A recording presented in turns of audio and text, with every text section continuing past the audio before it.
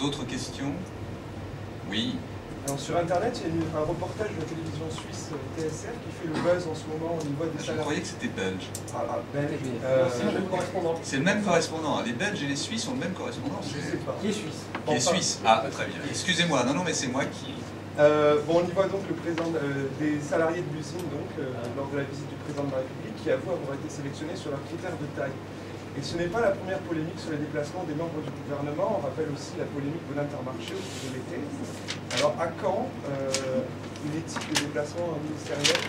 Attendez, je suis très, très surpris, moi, non pas par votre question, puisque généralement ce genre d'actualité, entre guillemets, font les choux gras des journalistes. Je suis très surpris par votre chute.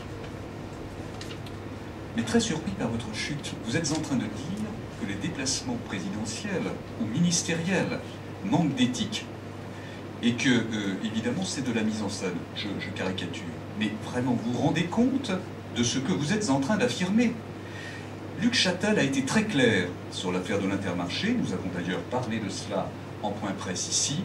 Je vous invite à relire ses propos et à relire ce que nous avons pu, à cette époque-là, dire, nous, ici, en point presse. Le déplacement du président de la République, nous ne sommes pas l'organisateur, ici à l'UMP, mais ce que je puis vous dire, c'est qu'il n'obéit en aucun cas à des règles théâtrales du type de celles que vous aimeriez pouvoir rencontrer. Alors, soyons sérieux.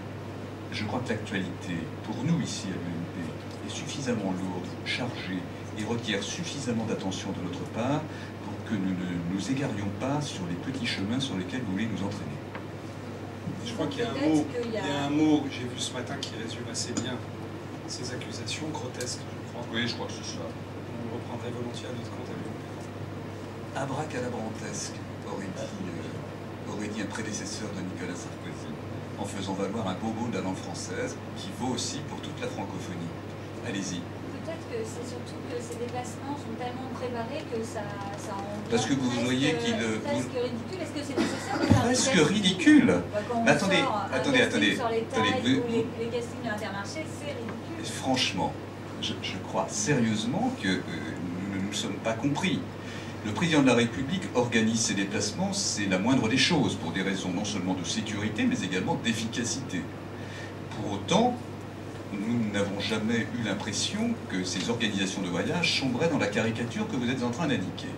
Ce qui serait grave, c'est que le président de la République se déplace les mains dans les poches et passant devant une usine dise « Tiens, je vais aller visiter cette usine-là » sans avoir de message à délivrer, sans avoir de préparation de rencontre préalablement établie.